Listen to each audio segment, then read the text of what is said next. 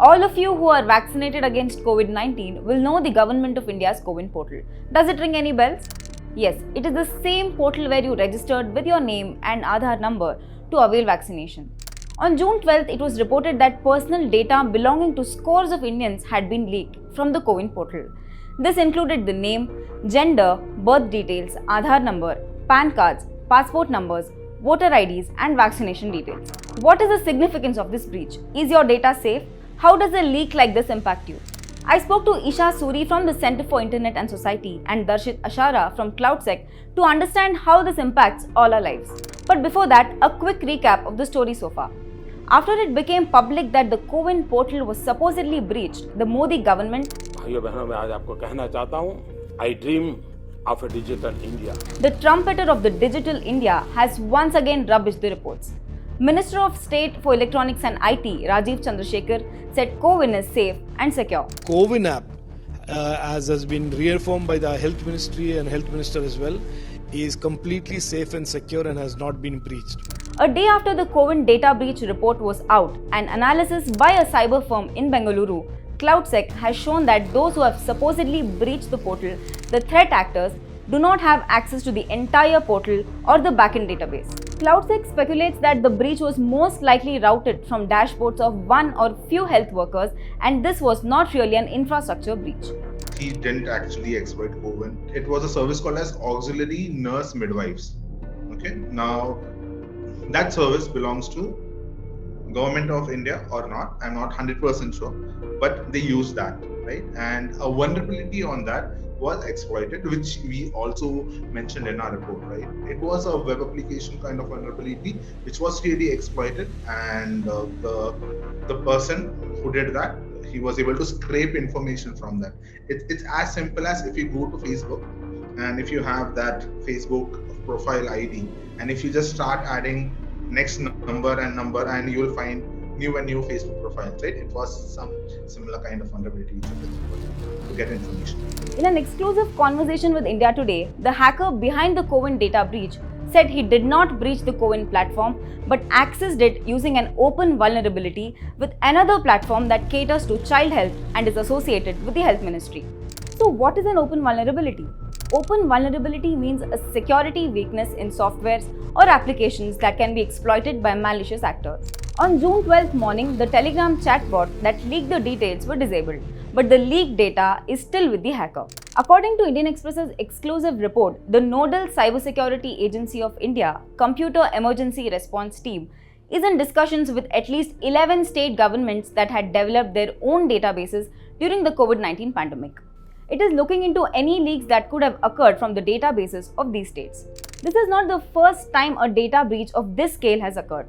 The Employees Provident Fund or the EPFO suffered a serious data breach last November. AIIMS too was hit with a serious cyber attack. Railway ticketing and credit card data have also been leaked in the past. As an individual, why should you be worried about such data breaches? This was one of my first questions to Isha Suri. She researches matters related to internet governance and privacy and data protection at the Center for Internet and Society. Common person should be worried. We should understand the state that we're living in right now. And who is the largest collector of data in this country? It's actually the state, and it's actually the government that is the largest collector of data in India. And not only that, access to basic services, you're dependent on digitization. So it is no longer an option for you to really be using these services or to really having a digital presence. So irrespective of whether you want to have all your records in this database, the fact of the matter is that you do not have a choice. And that is problematic, be as it may.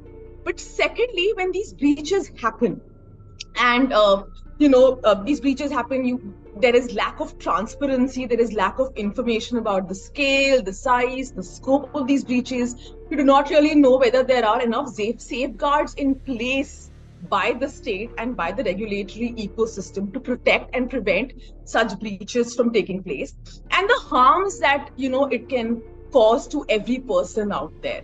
When you look at the scale of harm and the scope of harm, right from financial frauds to your sensitive personal information such as your health records being leaked, and the ramifications it can have. happen, the ramifications that can take place.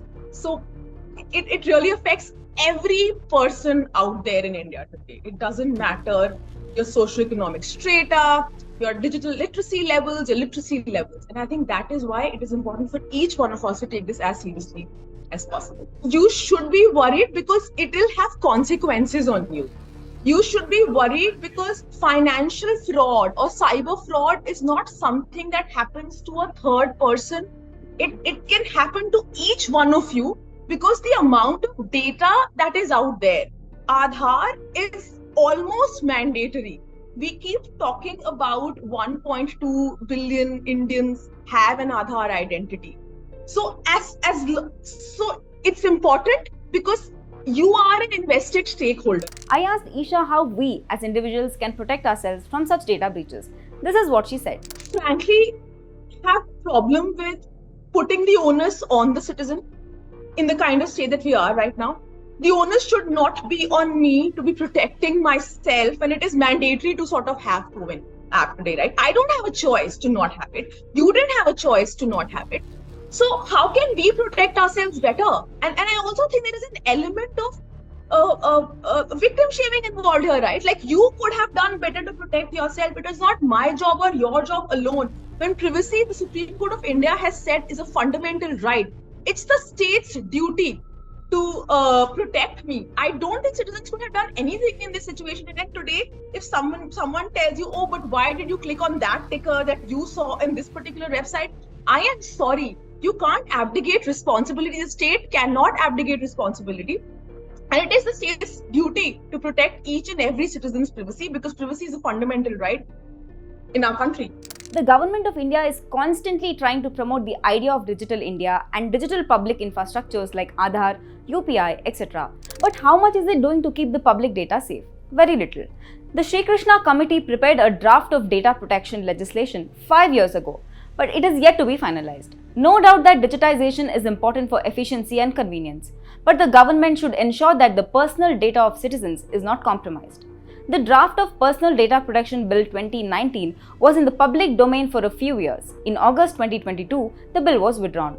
Why is the Data Protection Bill necessary, and what does the latest version of the bill say? The need of the hour is to have a data protection legislation in India. The problem really is that it's almost, I think, too late.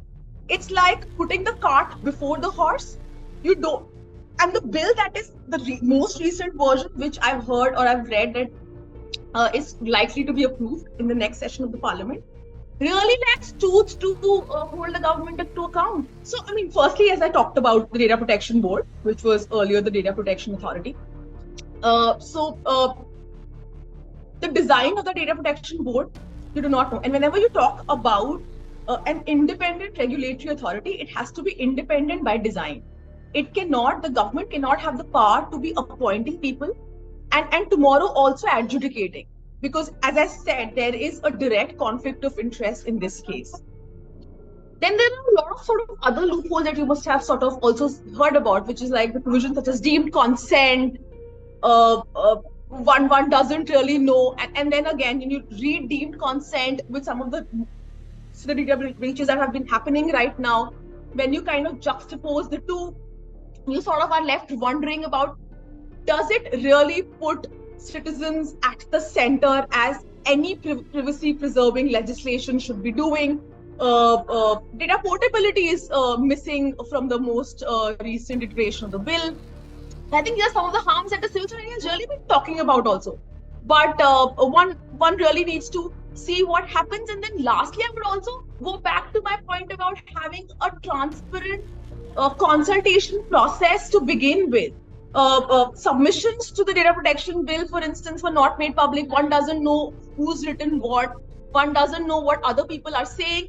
And I'll tell you why that is important, because you don't know whether changes are made or not made. It's not really transparent. You don't really know whether each stakeholder has an equal amount of voice when it comes to some of these legislations being enacted. As citizens, we should expect our state to do better and demand the state to do better. No doubt digital transformation is the way ahead for India, but it's high time the government ups its game in data and privacy protection. For more such videos, follow Deccan Herald on all social media platforms.